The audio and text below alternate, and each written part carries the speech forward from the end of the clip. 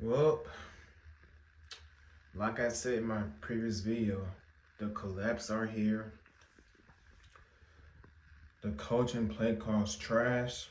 Jalen Hurts played like garbage. 4 interceptions. Became the first player back in 1970s or 90s for throwing interception, grabbed the fumble, and he fumbled again on the same play.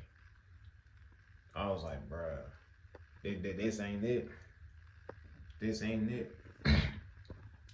And they think that the bunny rabbit got going on in the locker room, to bring positive vibes, but so far it didn't work out. But this is what Zaquan's talking about. He said the vibes in the sideline it's just not it. But the defense vibes is great, but the offense is not it. Like play just looking sad and I understand where H. Brown's coming from, but dude, you had 6 drops. If you would call that touchdown, man, the game would have been wrapped. It would have been game over already. But you dropped some key catches. Then the good thing is you and Hurts on the same page and getting y'all chemistry back together, so that's a good sign. Devontae Smith, he dropped his little ball, and Zaquan had over 120 yards rushing, including the 50-yard touchdown he had. Our own line run blocking is trash. They have no holes for Zaquan. Tank Bigsby had probably 1 or 2 carries. And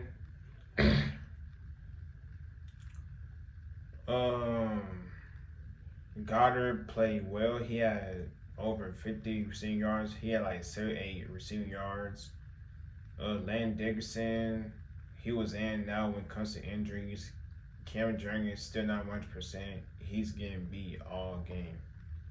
And huge shout to Brandon Covey, the best punt returning game. Yes, he fumbled, but he grabbed back, played like a hustle. It shows that he wants to be here, playing for his spot.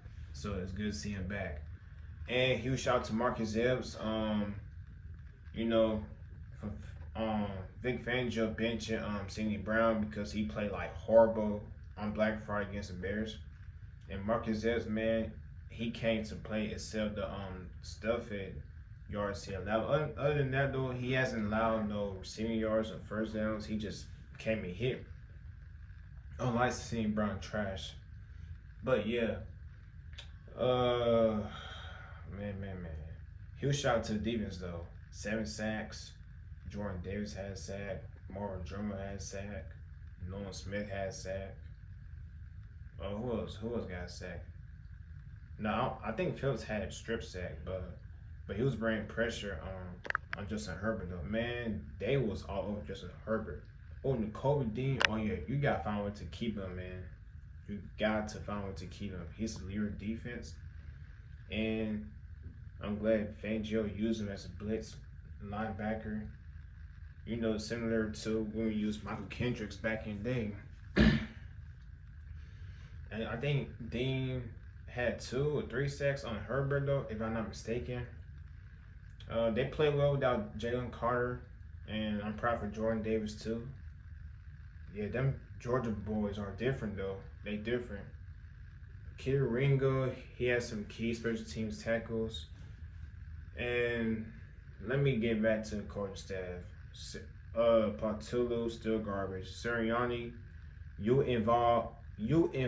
Like, I knew once I heard news that he was involved on the offensive scheme play calling, like, I knew we was going to lose that game.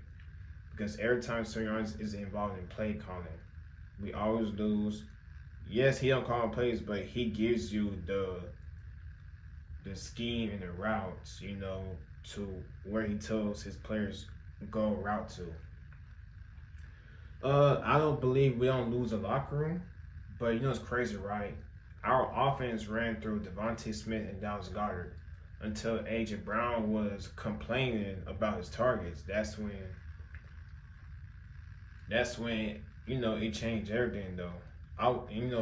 It's kind of ruined the vibes and chemistry too, and ruined the locker room and stuff. Like I believe they kind of listen to outside noise. I guess the outside noise gets him, so that's why they keep targeting to AJ Brown. Yes, I'm happy he has over 100 yards, but you know what's funny, right? Vikings beat blew out the Commanders, right? And when they interviewed Justin Jefferson, right, he said he'd rather win games than stats over his targets. So huge shout out to Justin Jefferson for it because now he understands though. And yes, AJ Brown got his ring and everything, but he's still complaining about his targets. And yes, he's getting his groove get going. Then we should have Lane Johnson back against the Raiders this Sunday. Then we have Commanders next Saturday. Then we have the Bills. Then Commanders the last game of next year. So I wouldn't be surprised if we lose all games. Wouldn't be surprised. I can see us probably win two or three games. But it depends on the offense though. It depends on offense how they're gonna get going, but I don't have faith. Um, not stressing out, and I'm just ready for this season to be over with. That's how I feel honestly though. Yes, this is 2023 collapse. Yes, it's here. Because 2023 collapse, we was dealing with a defense and secondary, one of the worst defense in the league back in 2023.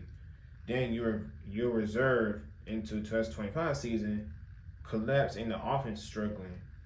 And I think we're struggling in the red zone too.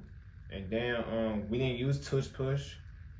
And yeah, we was moving the ball down well, but we just got to clean up some penalties as always.